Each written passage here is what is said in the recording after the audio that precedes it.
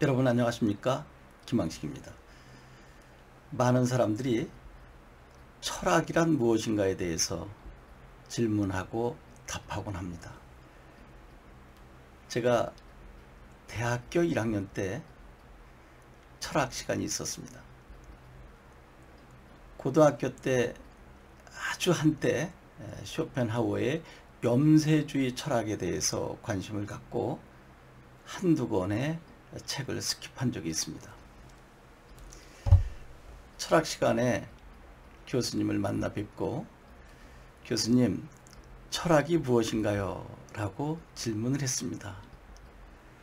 교수님의 대답은 철학이 무엇인가요? 라고 질문하는 것이 곧 철학이다 라고 했습니다. 여러분, 그것은 답이 아니죠. 철학이 무엇인가요? 라고 하면 철학은 이러이러한 것이다 라고 정의를 내려줘야 되는 것 아닌가요?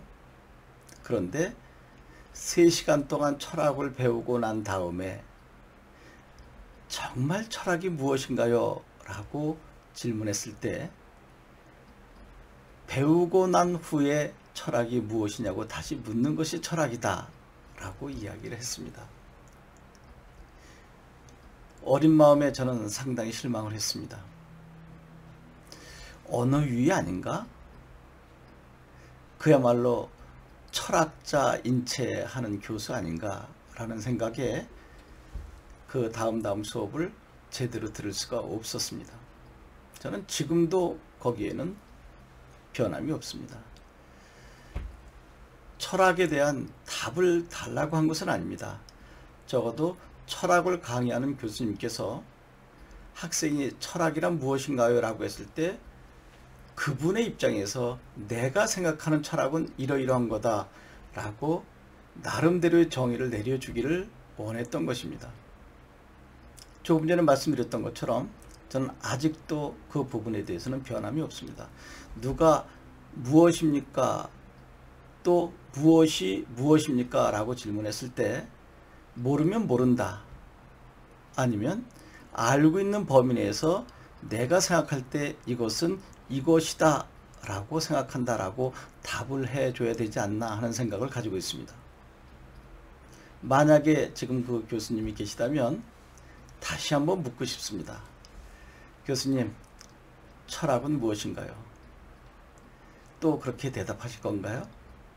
철학이 무엇인가 라고 묻는 것이 곧 철학이다 라고. 제가 고등학교 현장에서 학생들과 공부하는 과정 속에 고등학교 국어 선생은 문학, 비문학, 문법을 다양하게 접근해야 합니다. 특히 EBS 교재가 70% 수능과 연계되는 과정이 있어서는 비문학 지문이 EBS 교재에 나와 있는 것을 다루지 않으면 안 되었습니다. 그런데 90년대 말쯤 비문학 지문 속에서 철학이란 무엇인가 라고 하는 것이 간단하게 정의돼서 나온 글이 있었습니다. 반가웠습니다. 여러 번 학생들이 저에게 제가 대학 때 철학 교수에게 질문했었던 것처럼 철학이란 무엇인가요? 라고 질문을 했고 또 제가 어설프게 답변하기도 했습니다. 그럴 때마다 EBS 교재에 나와 있는 것을 바탕으로 제 생각을 첨가해서 학생들에게 답변하곤 했는데 그 부분을 여러분들과 간단하게 생각을 해보도록 하겠습니다. 제가 생각하는 철학은 사람들을 행복하게 이끄는 학문이다 라고 나름대로 정의를 내립니다. 사람들을 행복하도록 이끄는 학문이다.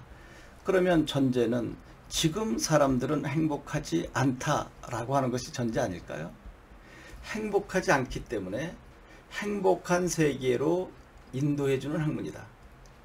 꼭 그것만은 아니죠. 지금 행복한데 또 지금 행복을 연장해서 이끌어주는, 아니면 지금 행복한데 지금보다 훨씬 더 행복한 세계로 이끌어지는 여러 가지 경우의 수가 나올 수 있을 것입니다.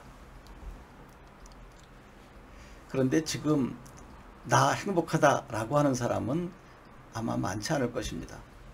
그러면 지금 행복하지 않은 상태를 어떻게 하면 행복한 세계로 이끌어 줄 것인가 라고 하는 것이겠죠. 지금부터 저와 함께 철학자를 떠올려 볼까요?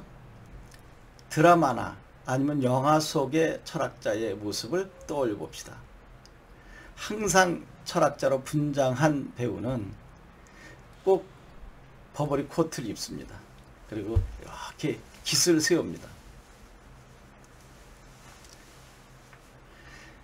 그리고 벤치에 앉아 있죠. 담배를 피웁니다. 담배를 물고 그 연기를 뿜어서 전체로 연기가 마치 구름 속에 뒤집힌 것처럼 하고 또 먼 산을 응시하고 있고 인상을 팍 쓰고 있죠. 세상 고민 다 짊어진 것처럼. 그리고 또 분위기 있는 사람은 커피 한 잔 이렇게 딱 들고 있을 것입니다. 바로 그러한 자세를 하고 있을 때 주변에 있는 사람이 등을 탁 치면서 너가 철학자냐? 폼 잡지 마라 라고 합니다. 아, 철학자는 사색에 잠겨 있고 폼 잡는 것이로구나. 일반적인 사람들의 철학자에 대한 견해일 것입니다. 바로 거기에서 착안한 것입니다. 아, 철학자는 고민하는 사람이로구나. 어려운 문제, 해결할 수 없는 부분들을 철학자가 집중적으로 분석 검토해서 그 문제를 해결하면 그 다음으로 행복하게 인도해 주는 희생적인 사람이로구나. 그러면 서두에서 이야기한 것처럼 철학자는 철학을 하는 사람이겠죠. 철학은 우리를 행복하게 이끄는 학문이라고 했으니까 철학자는 우리를 행복하게 이끌어주는 희생적인 사람이다 라고 작은 결론을 내릴 수 있을 것입니다. 고민하는 사람, 그리고 그것을 해결해 주는 사람. 그러니까 철학자는 웃을 날이 없을 것 같아요. 여기서 해결하면 또 저쪽에 가서 끊임없이 고민을 해결해 줘야 되니까. 그러면 EBS 교재에서는 어떻게 철학하는가에 대한 방법론이 나와 있었는데 저는 그 부분에 매우 공감했습니다. 두 가지의 방법론이 제시됐습니다. 분명 어느 교수님이 쓰셨겠죠. 어떠한 문제에 직면했을 때 제일 먼저 해야 할 일은 폭넓은 고찰이라고 했습니다. 어떠한 사안이 터졌을 때 전체적으로 보는 거죠. 문학에서는 그것을 통시적 고찰이라고 이야기합니다. 전체를 한번 쭉 훑어보고 그 안에 문제점이 있으면 그 부분만 집중적으로 검토하는 거죠. 그래서 두 번째 접근이 심도 있는 사유, 이렇게 이야기했습니다. 철학하는 방법론 두 가지, 폭넓은 고찰, 심도 있는 사유.